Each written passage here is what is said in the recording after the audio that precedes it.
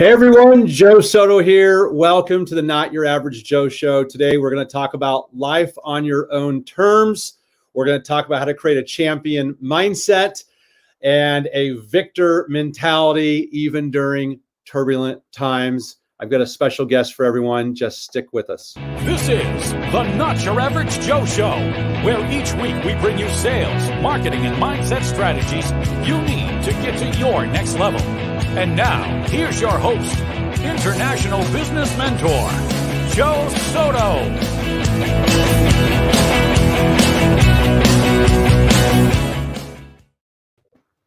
Hey, we have Rex Sikes with us. Hi, Rex. Thanks for joining me. Hi, Joe. Oh, thanks for having me. I'm the one who's honored and privileged to be on your show. Well, listen, I don't know if I would have this show if it wasn't for you. And I'm going to give everybody a little bit of backstory. Is that okay? Is that okay? Before I have you give a backstory. Okay, cool. So my backstory for everyone listening or watching here is I was very fortunate. I was very blessed when I was in my senior year of college to have got my NLP practitioner training. And then following that, I sought out who should I get my NLP master practitioner training from. And one of the top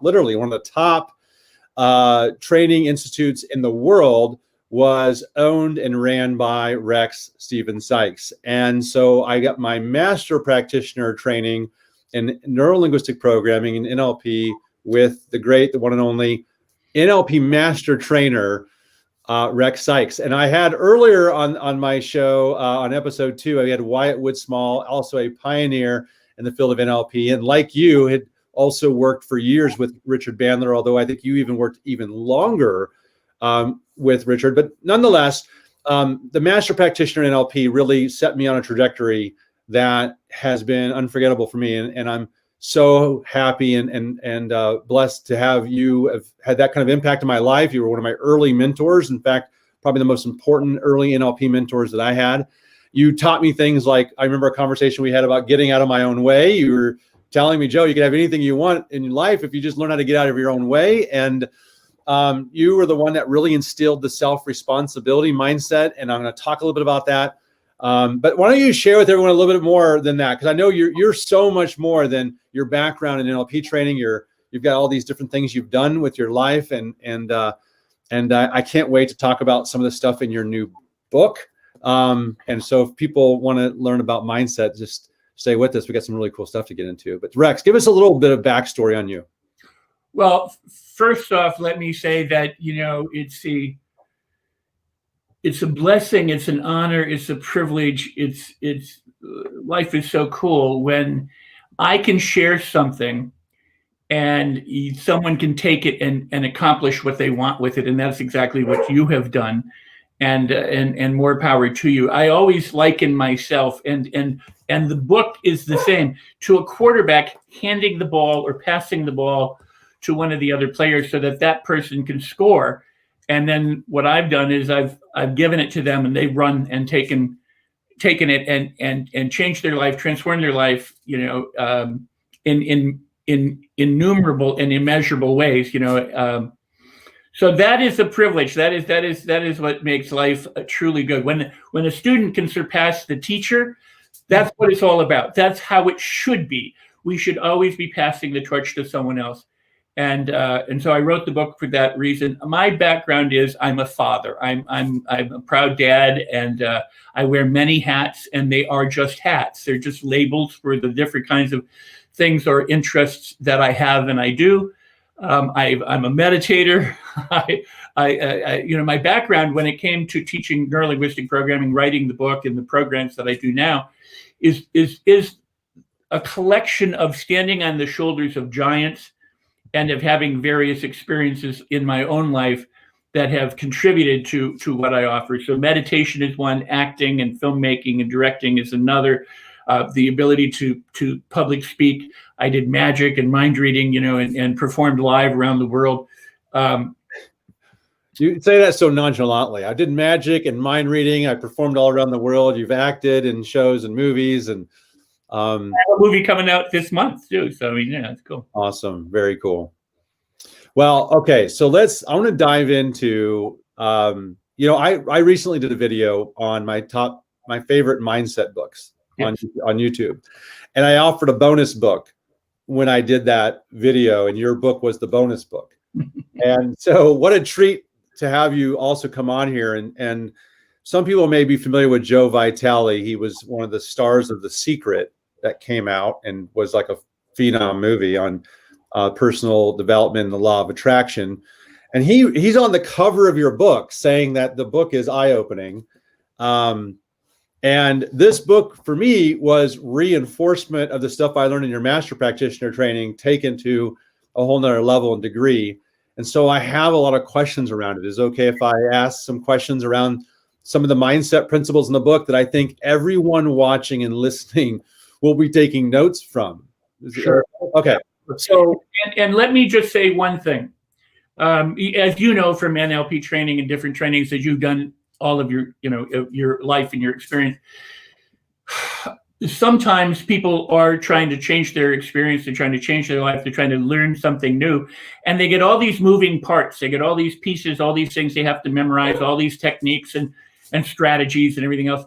My goal has always been to simplify it. If you can't do it with 4 things, you're not going to do it with 40, So my goal has been to make it as easy, as simple, and as fun and as available as possible. So the mindset principles are ones that, they sometimes they may seem silly or trite or easy, but they are essentially memory pegs. If you can remember the principle, you can operate very well. And that's what this is all about, is having these easily memory pegged principles that can guide you through your daily experience and help you to accomplish really incredible things. Yeah, I'll comment on that, because when you did your live residential retreat trainings, and just so you guys know, these master practitioner trainings were, 2 weeks and, in the wilderness of Wisconsin, right? And I remember, you feeling uncomfortable, feeling awkward, feeling a little weird. I thought some of it was like, strange, but all of it helped us learn and integrate the material better, which was your goal.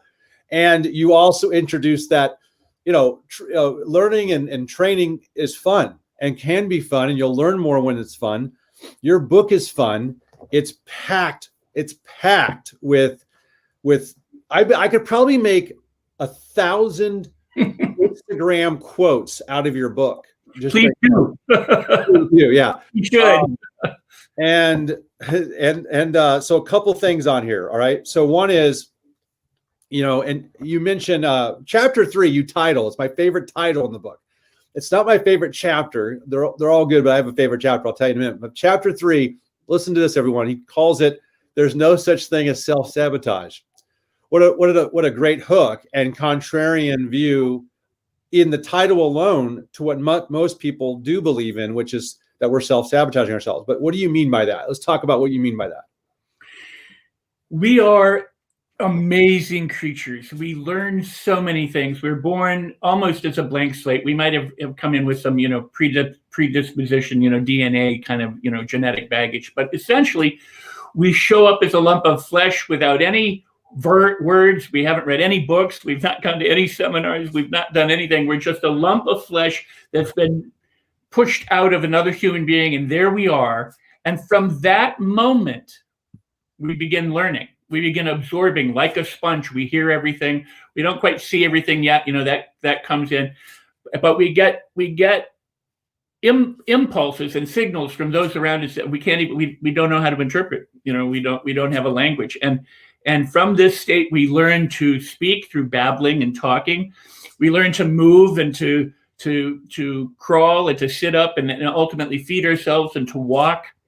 We learn to feel good, and we learn when we don't feel good, when we've let ourselves soil ourselves, or when we're hungry, we know to cry, we know to somehow make a sound, and somebody comes along, hopefully, a benevolent person comes along and meets our needs. And so we learn so many things about the world, about ourselves, about how we get our needs met, and from 0 to about 7, we're just a hypnotic sponge. We're just picking up beliefs that are both that serve us very well and beliefs that serve us very, very poorly. We learn the world is either a good place or a not so good place. Money is either easy to come by or hard to come by. We either learn we're a person of worth and we deserve all sorts of great things, or we're really a lowly, low life, sad person who has nothing going for themselves. And none of these are true. None of them are written in stone. It's just what we acquire in the living experience. And one of the concepts that we have acquired, and thanks to psychology, and everything else, is that we somehow can interfere with ourselves. We somehow can sabotage ourselves. It's as if we want to do something and then we deliberately thwart that, and then we feel bad, we lose out, we miss out, and then we go, well, see, I proved myself right. I'm really a toad. I'm not good. I'm not valuable. When in fact, why I say there's no such thing as sabotage is your brain works perfectly well to deliver a result. Whatever that result is, whatever you learned. If you learn to feel good, it will deliver that. If you learn to feel bad, it will deliver that. If you learn you're a person of worth, it will deliver that. If you learned you're a person of no worth, it will deliver that. If you believe you can do anything you put your mind to, you learn that. If you believe you can't do anything you put your mind to, you've learned that. And so what happens is the brain just does what the brain does, and we don't like the result. So we say, well, I screwed myself over, or I sabotaged myself.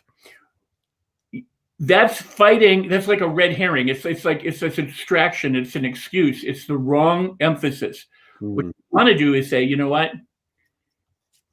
I have good habits and I have not so good habits, and I let the not so good habits rule. So what do I want to do? I want to shift. I want to learn from this experience, and instead of directing my attention to go with the bad habits, I'm going to redirect and go with the good habits. So you're not sabotaging yourself. You're working perfectly well to get a result that you don't intend. I love that. That's a great view and frame for looking at it. Well, when you think about we're perfect, but we're perfect. It's the result that we want. Pardon me. It just doesn't mean we're getting the result that we want, even though we're perfect. Well, right, and here's one of my principles: adjust and continue. Keep going, keep moving. Just make adjustments, make corrections, and go along.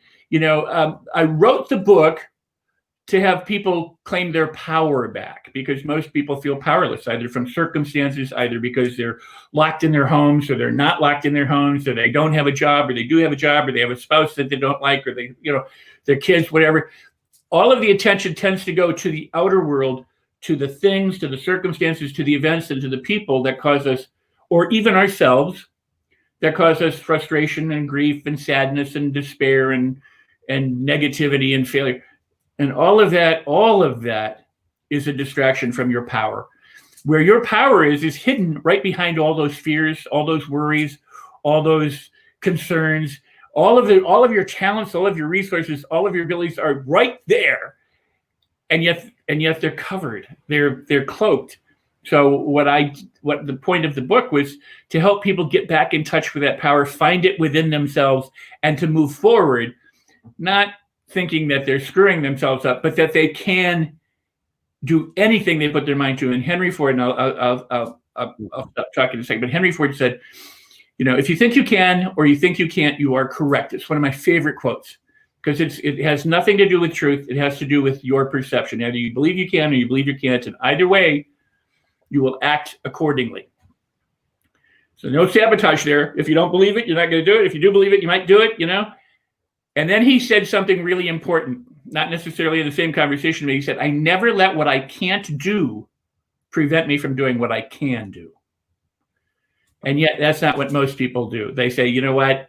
It's government, it's religion, it's my parents, it's my children, it's whatever that prevents me from being who I am. You can be who you are. You can live your life on your terms, and you can create the life that you want very easily, very simply, and with a lot of fun, actually. I love that. And this leads me to ask a question. And what I did was I kind of went through and I had some questions I have personally from the book that might help other people. But for selfish reasons, I'm asking them because, like everyone here, we're always looking to grow. And sometimes we get really bogged down and focused on what's happened in the past. And it's even the recent past, like what's gone on with the world with this global pandemic that's kind of bonded everyone together. Right. But, obviously there's different people who tend to focus more in the past than others, but how do we learn from and let go of the past? Like, what would be a tip, or, what would you advise someone who said, how do I let go of the past? Maybe that's something that's burdening me when I think about it. And how do they learn from it and move on? You got to create a little bit of distance. It's kind of like, you're in the museum and you're standing next to a painting, and you got to back up and take a look at the painting so that you can take it all in. You're just too close to it standing where you are. So you physically, literally, physically inside yourself create new space. You stop, you take a deep breath, and you create a pause between what's going on and where you are. If you always do what you always did, you always get what you always got, goes the saying. And so that's what habits are. And that's what we're trying to do, is to learn how to redirect from habits that serve us in a way that makes us feel bad and get the results that we don't want, to habits that serve us, that make us feel good and get the results that we do want and that blow us away, that we enjoy. So you want to create physical space, distance. Now, again, another principle is, when you're stuck, what does stuck imply? You're asking me? Well, it means you can't move forward. You can't move. We can't move in any direction if you're stuck, essentially. Yeah. So you can't move. So what do you need to do to get unstuck? You move. You move. Do something. Yeah. Right. So the goal is just to create movement. Anything's better than more of the same thing.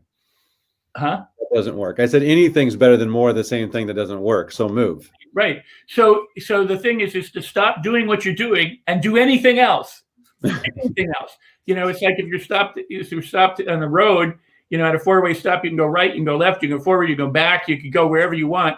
You have a choice. So the first thing is just to stop, interrupt the pattern, stop the cycle of, I'm caught in this loop of negativity. I'm caught in this loop of horrible self-talk that just rags on me. I'm caught in a loop of self-doubt or fear or worrying about stuff.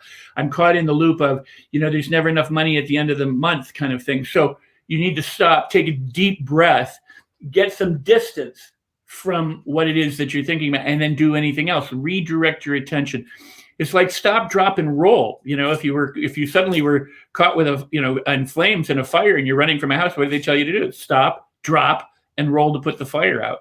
So in this case, you stop, take a deep breath, and then do anything else. Ask yourself a different question, direct your mind in a different way. Letting go is not that hard. I mean, I have here this, and to let go, all I have to do is open my hand and let go. It's just a matter of dropping it. People make issues out of it. They overthink dropping it. If you've ever dropped a glass or a food or a bag or anything, it's just, you just release it.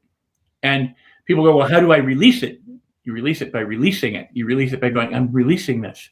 Take a deep breath, forgive yourself, allow yourself permission to be who you are. The problem that people have, well, you in the master track, but the problem that many people have is that they believe their inner dialogue. Yeah. As if it's gospel, as if whatever they're saying to themselves is true. So we create these stories about what's going on in the world and what's going on in our past, and how our past prevents us from being who we want to be now, and how that will keep us from being who we want to be in the future. And we've got this whole scenario. So rewrite it. And that's really powerful. And once again, you have such a simple way of explaining what often is explained as complex principles in NLP, like association, disassociating, and your example of the museum and getting physical and mental distance from what you're too close to, which causes the emotions that make it hard for you to be able to make decisions to move forward when you're that close to it and you can't really properly self-evaluate is awesome. But I love also when you said, don't believe your own internal dialogue, not all of it, right? We tell ourselves stories as if it's the gospel and as if it's truth, when it may not be true at all. And this is where our own belief systems can get in our own way, or at least prevent us from getting to where we want as fast as we want to get there. You talk about, this is something this is probably one of the most important things I took from my master practitioner training with you, Rex, And I think it can benefit everyone to understand this, because it jarred me when you first said it, which was affirmations often don't work. And in fact, can be a waste of time, or even sometimes harm you, right? Like, or just be a waste. And so, and you came up with something instead, and it was very simple. I've seen books being written. I've seen people teaching these principles since then, who, for lack of a better word, borrowed some of these strategies from you and maybe didn't give you proper credit. I know you know who these people are. I've been on stage with some of these people even. But most people don't realize that what you're about to explain kind of was rooted with you. You were the first person, at least that I could find, that was saying this so early on. I'm talking about 1996. I mean, I'm way back when you were first telling me about them. And you call it, and so let's talk about, if it's not affirmations, what should it be? Can we go down that rabbit hole a little bit? Yeah. Affirmations can work, but you have to know how to make them work. And they work through repetition, by being consistent, by doing it repeatedly for long enough in order to take hold. It's called auto-suggestion. It's been around since the dawn of humankind, or since recorded history. Napoleon Hill talked a lot about it in his books. And so they can work. The issue with affirmations is not whether affirmations work. I mean, I said the affirmations don't work, but it's how do you get them to work? And most people, sadly, what happens with most people is they don't do things for long enough. Our culture is the rule of three. It's like, if first you don't succeed, try again, and then what? Quit. Yeah. I mean, it's first base, second base, third base, and then you're home. So people try, they dabble, they do things, and then they don't get the results. So they go, well, I tried it, it doesn't work. They do that with the law of attraction. They do that with affirmations. They do that with NLP techniques. They do it with, I tried to communicate with my wife, but you know what? It just didn't work. You got to be in for the long haul. You can't just go, I tried it once. That's like putting your toe in the water and dabbling and saying, well, I tried swimming. And in the workshop that you were in, I used another thing. I go, your piston in your car can't just go one time. It has to continually go in order to make your car move. Now you can take what other metaphor you want to use, or another analogy for keeping things pumping. But the point is that the way that what happens in when people affirm something, and originally what happens is they say, for example, I suck. I am no good at that. Now, they've been affirming that forever. It's a negative affirmation, meaning that it has a negative feeling. It's a negative thought. They end up with negative consequences as a result, but it's still an affirmation. They're affirming, they are declaring, they are asserting that they're not good at something, or that they're unworthy, or that they're stupid. I'm stupid. Nothing I've ever done has ever worked out. I don't know how to make money. Those are all affirmations. Anytime you make a declarative sentence or an assertion, Now, the only person who can make a declaration technically in a court of law is the judge or the jury. They're ordained to have that power. The witness can't make an assertion, a declaration. They can't go, I am not guilty. Only the judge or the jury can. So what happens with us is we have to know what our role is. So if we're making declarative statements, it's kind of like, well, who died and gave you that authority? How do you know you're stupid? How do you know you can't do that? How do you know that nothing works out for you? You haven't tried long enough. You have only based it on the experiences that you've had, the dabbling that you've had, the results that you got, and then you drew a conclusion, which is a premature conclusion, or as some people call it, premature cognitive commitment, to say, that's it, I'm done. 3 tries and I'm done. I'm out. I'm home. There's nothing further for me to do. I gave it a try. So what I discovered, think about it this way. I woke up on the ground. I wasn't out very long, but I woke up on the ground, having jumped out of a 2-story window, landed on my head, and thought, I won't say the word, I can't even kill myself. I failed at killing myself. I tried to kill myself when I was a young man, 25 years old. And I failed at it, fortunately, and I'm very happy to say that was one thing I did not succeed at that I'm exquisitely happy about. But at the time, I was like, see, I totally suck. I can't even end my own life right. So I locked myself in an apartment, in the apartment that I had jumped out of, not right then, but shortly thereafter, and said, I'm not going to leave this apartment until I can face the world, until I can figure out what I need to do in order to succeed in the world, to live, to have the relationships I want, the careers I want, and the life that I want. And I sat in a chair and I started to affirm. And I'd say, I'm confident and I'm great. And I just felt so crappy. Every time I say I'm confident, I'd go, no, I'm not. No, I'm not. I have this history of look at how bad I am. So whenever I said I was good, I would have a negative feeling. And this is what happens for a lot of people. So what do? They quit, they give up. They say, I tried it, it didn't work. Well, Napoleon Hill said, you can make it work, but you got to keep doing it. You can convince yourself, you can lie to yourself, and you can auto-suggest, but you got to do it every day. You got to do it throughout the day. And I've done that too, and it does work. But what I found was that while I was in the throes of feeling horrible, I started to go, how come this happens to me? Why does nothing work out? How come I'm such a klutz? Why am I so stupid? And how God, why is my life not working? How could I be so dumb?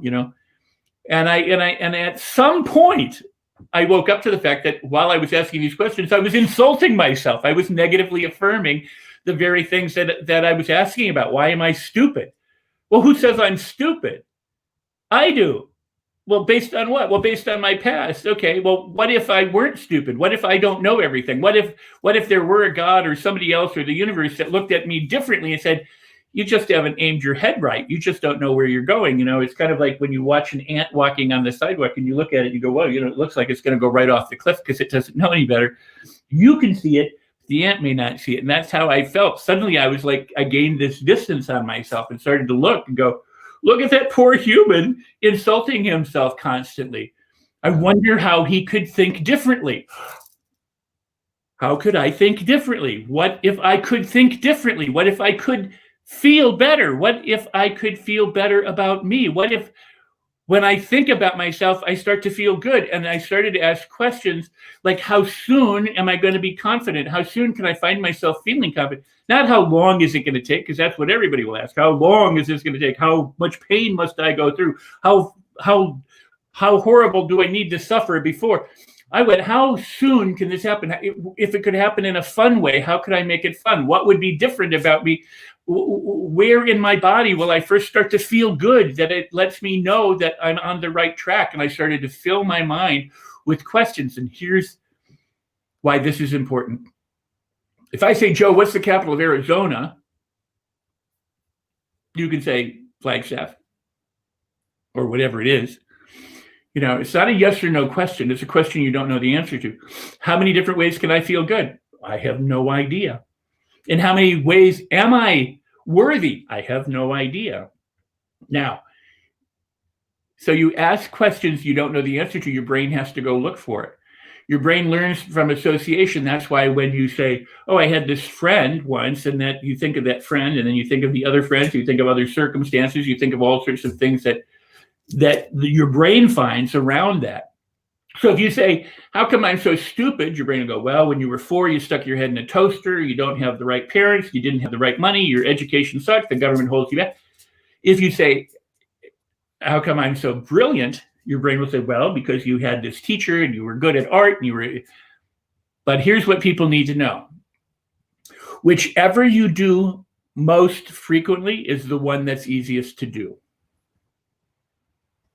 What do you mean? Constantly critical on yourself, that's what's easiest to do, because that's what you do. That's your habit. That's what's reliable. That's what your brain knows. That's why there's no sabotage when your brain does that for you. It's doing what you've done all along.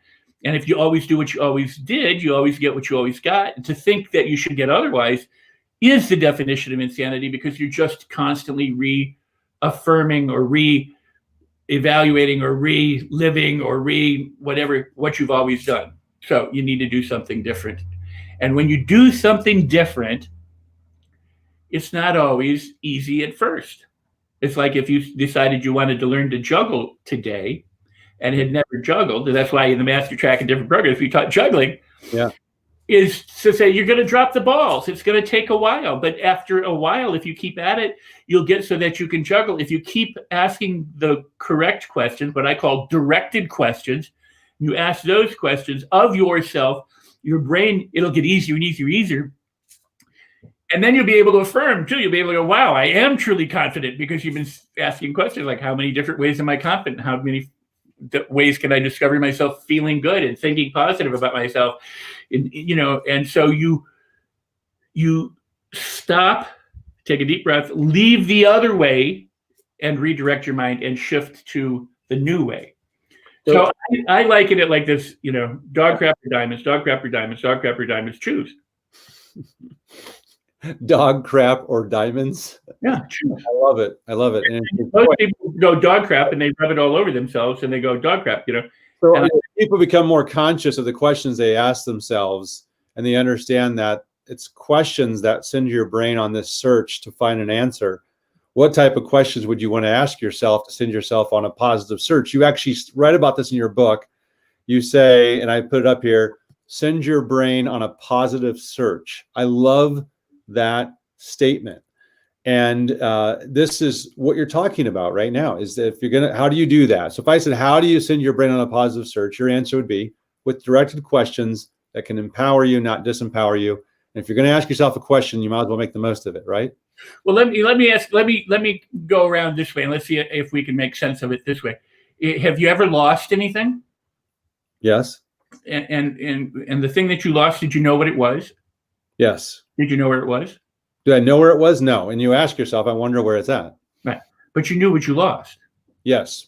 All right. So in the same way, you send your brain on a positive search for what it is you lost. I mean, think of it that way. In other words, I want to feel better, send my brain on a search for feeling better. I want to make more money, send my brain on a search to make more money. I want to get along better with my children, send my brain on a search to get along better with my children. In other words, stop searching for all the reasons why you can't and what doesn't work and how it's wrong and the 50 different strategies you might need, and just go, you know what?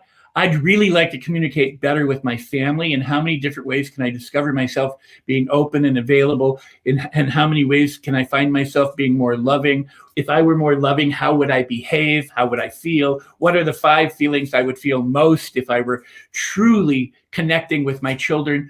You ask questions, you send your mind in the search for what it is you want, because you know what you're going after, unless you don't. Right, which is step 1. What do you want? Knowing what you want, but we won't spend a lot of time on that. My favorite chapter in the book is chapter 20. Here's the title, just for you guys who have been on here for a while now listening. I love the titles of his chapters, but this one is Stop Creating Trauma, Drama, and Crap in Your Life. So I love that. And this was really a chapter that reinforces something that I originally had read, that Wayne Dyer talks about being the core competent of worthiness, which is, it's in the book Manifest Your Destiny. And he says, to be willing to accept total responsibility for yourself puts you in a position of being worthy of receiving and attracting the objects you desire. You were the person who really first spoke to, and it resonated with me, around this whole self-responsibility mindset, taking 100% responsibility for what happens to you in your life puts you in a position, and it may not always be true. There might be outside circumstances and things that stand in our way, get in our way, but how we respond to it's up to us. And that 100% responsibility, I was coming from somebody who had lost both of his parents at 18. I had 2 children before I was 21. I was facing a lot of adversity. I didn't have really I had no parental support. I had very little family support, just because of the nature of the way my environment and situation was. And you were one of the early people. I mean, this is 1996. I'm hearing this from you. And I had a choice. Either I could accept that and figure out, how do I turn things my way and take complete responsibility. And it's from this day forward, which you also emphasize in this book. It's about, what are you doing with the present moment going forward? Because that's up to us to design now. We can design that out. So, and you say, when you accept full responsibility for everything going on, you begin to access your inner strength and power, to what you said earlier. So talk to me a little bit about this mindset, and how people can choose to adopt it, instead of putting the blame elsewhere. How do they remove the blame frame in their life? by asking different questions. Instead, if your question is what's wrong or why am I wrong, you have to say what's right or why am I right, or how can I find the right areas? You have to stop. We started with the idea of standing at a painting in the museum and backing up to get distance and looking at the painting. But you can also step forward and look at the brush strokes, the play of light, the texture. You can look at all the different elements that go into making up the painting. So you change your perspective by going forward and backward. A lot of times what happens with people is when they get stressed physically, our brain background in whole brain learning and accelerated learning is that when we are faced with a problem, whether that's a problem taking a test in school or problem solving in our life or between people or out in the nature and a bear is changing us, what happens physiologically is adrenaline starts pumping. So if somebody gives you the finger, they tell you something wrong, and emotionally we respond very similar to being, chased by a bear in the woods. We have fight or flight or freeze. And when we get into that fight or flight mode, we have adrenaline, and the adrenaline is there so that we can escape, so we can run away. So blood literally leaves the bulk of our body. It goes to our extremities so we can run really fast. Our peripheral vision shuts down so we can move, straight and see what's ahead of us and stuff like that. So when we are frustrated, when we're hurting, when we're sad, we have a particular focus on an issue, and what we need to do is, again, gain distance and perspective. If you've ever put together puzzles, I don't know if we did this in your master track, but we did in many of the programs. We would have people try and do a puzzle with 4 or 5 people, multiple puzzles all thrown together, and, a pretty difficult exercise. And we say, go and put it together. Very difficult. And so after a while, we tell people if they're looking at it to get up and stand on a chair and look at it, because typically people look at it from the same vantage point, like on a tabletop, or they don't change their perspective. But if you get up on the chair and you now have changed the perspective of what you're looking at, you see different things. You might see, oh, there's a corner piece, or there's this, or there's that, or here's how it all fits together. I was too close to it, or I was too far away from it. So it's a matter of adjusting.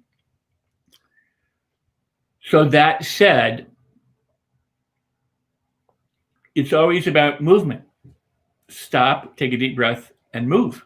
Stop, take a deep breath, and move, which is the basis of the attitude activator. The basis of a lot of change work is you have to stop, become aware of that there is an issue or a problem, or aware of the negative voice in your head or the negative pictures or the situation that's going on.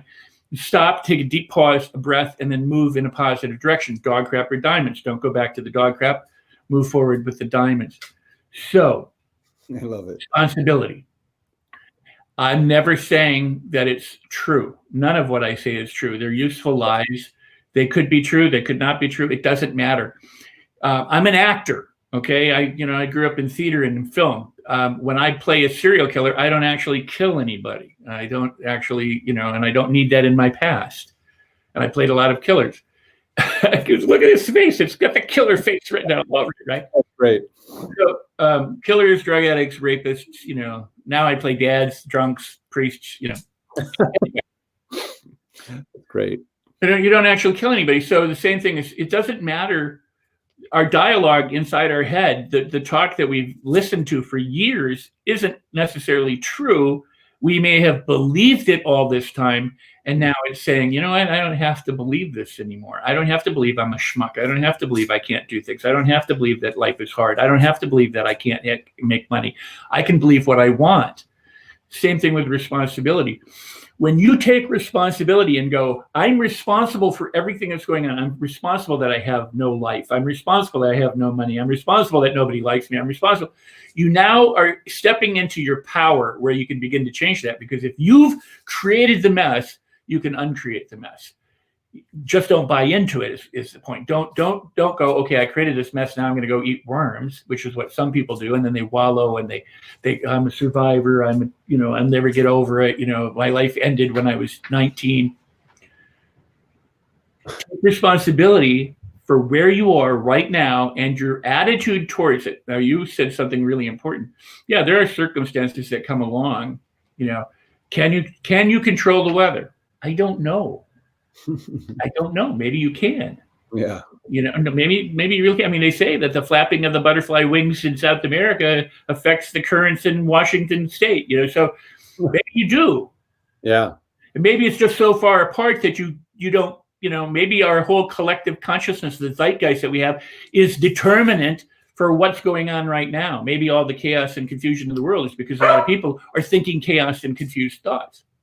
But even if it's not, you can use it to your advantage by going, if I assume that that's true, if I assume I create this mess, now I can uncreate the mess. Now I can create the positive stuff because I am responsible. I am the author of my life. If you're not the author of your life, in other words, if you're sitting in the backseat of the car, you're going for a ride by who's ever driving the car. If you're driving the car, you determine where you want to go. Now, maybe the roads get closed or there's detours or a fire comes up and you have to change direction. Okay, go with it. In other words, responsibility means that as things come up, you adjust and continue. You correct and continue. You keep going. You don't have to stop. You don't have to give up. You don't have to throw in the towel. My dog is not throwing in the towel. She continues to bark all along, going, "Hey, I'm here. Let me out. Let me out." Okay, you forewarned me, and people don't mind. Good. Yeah. So you know what I'm saying, and she's very well taken care of. She's just letting us know she's there. So the point is that when you claim your life back, and that's what the whole book is about, is to claim your life back so that you can do something. It's that old saying, if the world hands you lemons, make lemonade. It's what you do with it. If somebody gives you the finger, you can react, which is to give the finger back and swear or whatever, or you can respond differently. That's why. And what do you have to do to respond differently? Stop, take a deep breath, and do anything else. Because if you do the same thing, you'll be giving them the finger. Yeah.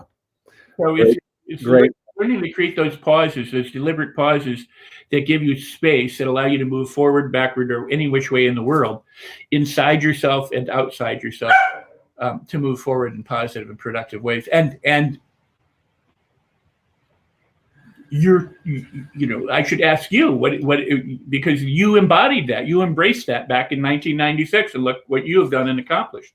Well, one of the things that you taught me back then was, and somebody commented kind of around this, which was this concept of, I think what it was, you framed it as, if you like to be, how many of you, by a show of hands, think you actually asked this, and I asked this in my programs, how many of you want, control of your life? And everyone says, yes.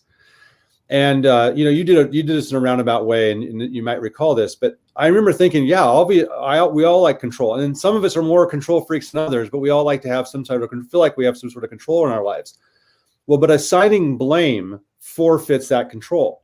So if you're going to blame other people or other things or circumstances or anything other than yourself, you're forfeiting your control to be able to change it. You're saying that if it's their fault, they have to change. If it's his fault or her fault or whoever's fault, in order for you to feel better or to be more productive, they would have to change. And that you can't do anything to change other people or other circumstances. So what you said was very useful when you said it may not be true, but it's a useful belief to have, which is everything's 100% my fault. It's my responsibility for how I respond to it. And it puts me back into control. So you were able to connect that for me, which was, wait a minute, if I like control so much, and if I really want to be in control of my life, and if someone's listening or watching and they want to be in more control of their life, then it only makes sense to take 100% responsibility for your life going forward. And that was profound for me, and I've been teaching it ever since, Rex.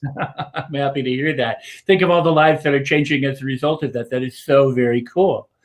That's awesome. The thing is you cannot be in control of your life if you're blaming others, if you're blaming circumstances, if you're blaming the environment, if you're blaming the God or the politics or the religion or your kids or your boss or your workers. You're not in charge. They are, and you can't be in charge if you're making excuses and if you're complaining and whining and going, there ought to be a law. Somebody ought to do something. You're not in charge. It's claiming back your power. Now, there's a lot of different things to power. Power is like an explosion. Boom, big boom, a lot of effect, doesn't last very long. It's over. Okay. And the results could be great. You cleared a rock out of the road or you blew up the wrong thing. You've got storms like hurricanes. Immense power could last a long time. Okay. But it's raging for a long time. It's going on and on. There's that kind of power. There's electrical power that powers all your stuff. It's just a steady current that you plug into every now and then. And guess what? The lights come on, the TV comes on, the radio comes on, things work. But there's the power of the plant, like the flower. The flower grows and it grows, and in the wind, in the rain, in the sun, whatever the environment does, it grows. And it's like the reed becomes strong, or the tree becomes strong because of the wind and because of the challenges. You don't want a life that has no challenge, no obstacle, nothing for you to pursue or to overcome, and you're never going to have it anyway. But think of it this way. We operate on the assumption that tomorrow gravity will be in effect, and it most likely will be. We believe that it's there, but it could end. Gravity could stop tomorrow, and we'd all hurl off the planet. Something. But we act as if it's true that tomorrow, or we act as if the sun will come up tomorrow, and so it doesn't have to. It doesn't have to be true. It doesn't have to be gospel for you in order for you to act as if useful. Has to be useful. Right. You want to put the dogs out while I talk? I do. Could you see that in my face? Okay. I'll let you take them out. People will be forgiving because this is so much. This is such good information. This entire 46 minutes has been invaluable. Thank you. So God. I'll bring you back in when you come back in. No worries. Okay. So when he talks about these belief systems that we have, and what he's sharing is that we have the opportunity to create the belief systems that can empower us. Tony Robbins talks a lot about this, and we can disregard, let go of the beliefs that disempower us. And for me, the belief of I'm 100% responsible for my life. I'm 100% in charge of how I respond. And if something turns out not the way that I intended, if something goes completely disarray, it's my fault. And I've done a lot of things wrong in my life that I've had to take responsibility for, and then simply say, all right, how do I improve upon this? How do I get better tomorrow? And not hang on and latch on to something of the past that would otherwise bring me down if I would have spent my time focusing on that. But I'm not going to blame other people for any of it. And that was a turning point for me, because I came out of my training with Rex in 1996 with this entire new perspective of, okay, I can blame all these, the way, I can blame God. I can say, why did you take my parents from me? And why did you kind of spring all this responsibility on me with the children? Or I can say, man, what a blessing that I have, that now I have an opportunity to be there as a dad and a father for my kids. I can design whatever future I want to be, because it's up to me. It isn't up to other people. My goodness, if you're constantly blaming other people, not only do you not have control, and you've lost control and you've forfeited it, but you're letting someone else steer your ship to wherever you're going to go. You have no direction. So this is great stuff. You talk about in the book, let's shift just a little bit before we wrap up here. You say, decide what kind of creator and magnet you are going to be. Can you speak to that? What do you mean by that? Because I love both those terms, by the way. People think the law of attraction has to do with attracting things from elsewhere to yourself. And it may, and it could, and it does, and it is. I mean, it's all those kinds of things. But really, if you study the law of attraction, if you study the universal laws, and you study how they're applied, what you understand is, if it's going to happen, it's up to you. That's that old saying, if it's going to be, it's up to me. And there's probably nothing truer than that. So if you can keep that in mind as a principle, if it's going to be, it's up to me, then it puts you right in the driver's seat with that. So you're a creator of your life. If you want your life to work and you want everything to get better, it's up to you to make that happen. People will say, well, I don't know how. And that's an excuse. You start with where you're at. You start with where your feet are. You start with where you're facing, and you just start doing things. First thing to do is manage your mindset. Pardon me? I love that. Yeah. If you want more money, you make it happen. You can sit in your room and go, I'm a vessel for money, and money flows to me, and it's all good. That's great. That's tilling the soil. That's getting or preparing the soil for everything else. You may have to do that before you actually do anything. But if you don't take control, if you don't take charge, if you don't act as if a creator, come on, Bailey, come here. Oh. You don't act come here, Bailey. Come here. If you don't act, come on.